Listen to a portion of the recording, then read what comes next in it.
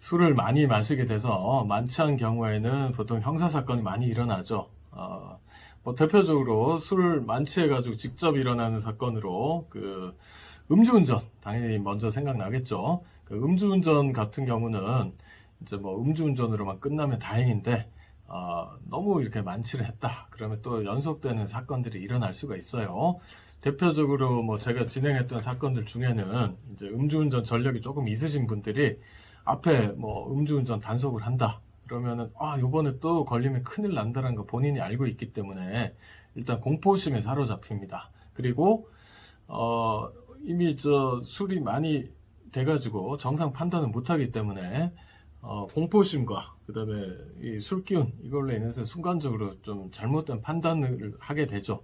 그 잘못된 판단의 대표적인 예가 음주 측정을 할 때 본인 신원 확인할 때 다른 사람 이름과 주민번호를 대고 사인도 막 다른 사람 이름을 해요. 그런 경우도 있고 그러면 뭐 사서명 위조 행사 이런 게 적용되는 경우도 있습니다. 그리고 어떤 경우에는 음주운전 단속하는 경찰관한테 쌍욕을 하는 경우도 있어요.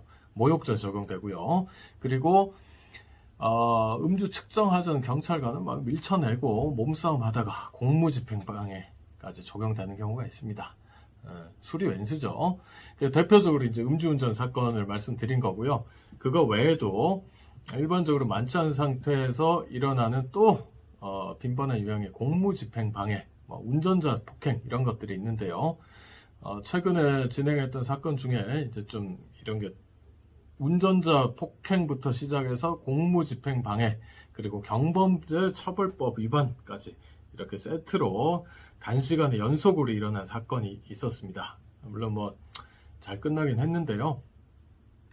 이제 보통 특가법 위반 운전자 폭행 같은 경우는 위험성 때문에 처벌 수위가 많이 높아요. 단순히 폭행으로 끝난 게 아니고 만약에 피해를 당한 운전자가 다쳤다, 뭐 진단서가 들어왔다라고 하는 경우에는 벌금형이 없습니다. 그냥 징역형으로만 처벌하고 있고 그리고 법정형도 높아요. 징역 3년 이상입니다.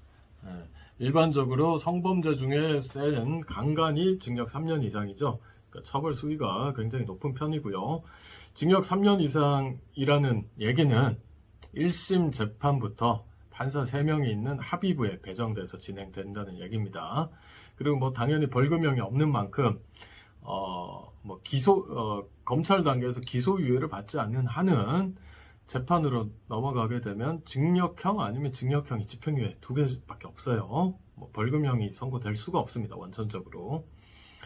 그래서 뭐 그냥 편의상 A라고 할게요. A가 이제 택시를 타고 가다가 여러 가지 상황이 발생을 해가지고 택시 기사 목도 조르고 발로 등도 차고 뭐 뺨과 얼굴, 목도 때리고 그렇게 해서 대략 전치 3주 정도의 상해를 입었어요. 택시 기사분이.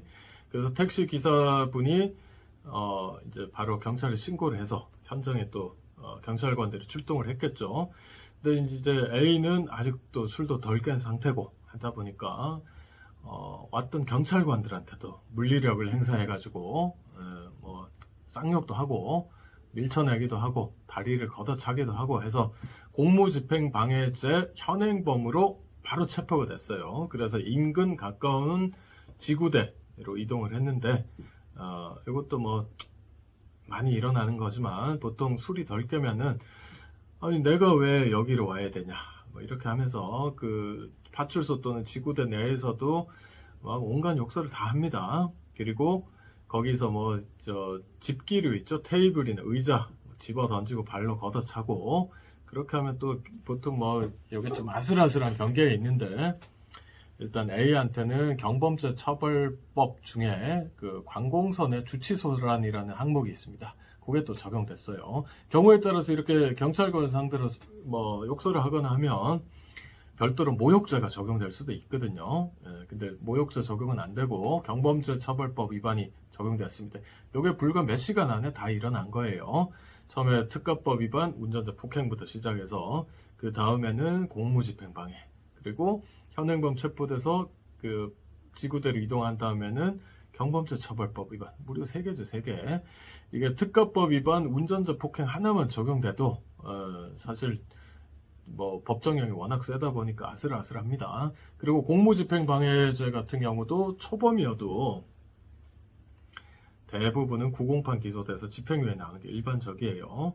근데 그 뒤에 뭐 경범죄 처벌법은 이게 관공서 주치소라는 뭐 벌금형 70만 원 이하라고 해서 뭐 그렇게 센 처벌은 아니지만 연속으로 되어 있기 때문에 전체 그 죄질 평가 면에서 보면 굉장히 좋지가 않죠.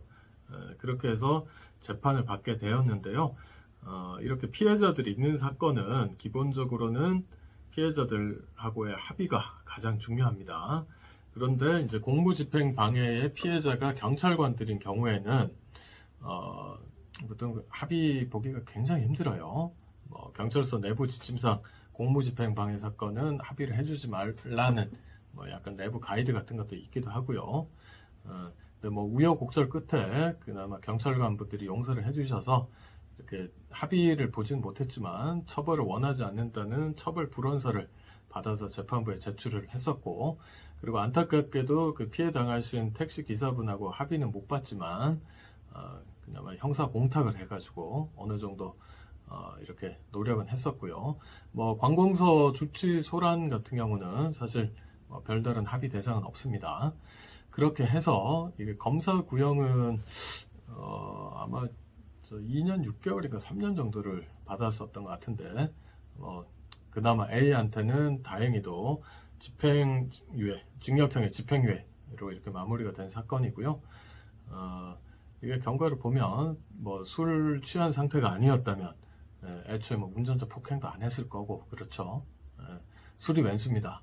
음주운전, 뭐 성범죄, 공무집행방해, 운전자 폭행, 특수상해, 폭행 이런 사건들 대부분 술을 안 마신 정상적인 상태에서 하시는 분들은 제가 거의 보지를 못했고요. 오늘의 결론, 술은 아예 마시지 않거나 적당히 마셔야 됩니다. 그리고 요즘에 코로나 확진자가 급증하고 있는데 무엇보다 건강에 유념하시길 바라겠습니다. 고맙습니다.